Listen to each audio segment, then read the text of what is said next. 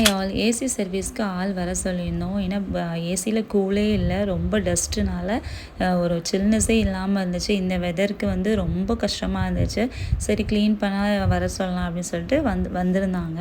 அவங்களுக்கு வந்து டீ போட்டு கொடுத்துட்டு நானும் டீ குடிச்சிட்டு இன்றைக்கி வந்து லன்ச் பண்ண ஸ்டார்ட் பண்ணிட்டேன். இன்றைக்கி பாப்பாவுக்கு மட்டும்தான் ஃபுல் டே ஸ்கூலு. தம்பி 12:30க்கு வந்துடுவான். ஆல்ரெடி வத்த குழம்பு இருந்துச்சு, அதனால் சரி சௌச்சோ கூட்டு வச்சிடலான்னு சொல்லிட்டு அதுதான் பண்ணியிருந்தேன். பாப்பாவுக்கும் நல்லா கூட்டு நெய் விட்டு பிசைஞ்சு கொடுத்தா நல்லா சாப்பிடுவா. ஸோ வத்தல் பொரித்து கொடுத்துடலாம்னு சொல்லிட்டு அதுதான் பிளானு. இந்த வெயிலுக்கு எதிராக சில்லுன்னு குடிக்கணும் போல தான் இருக்குது.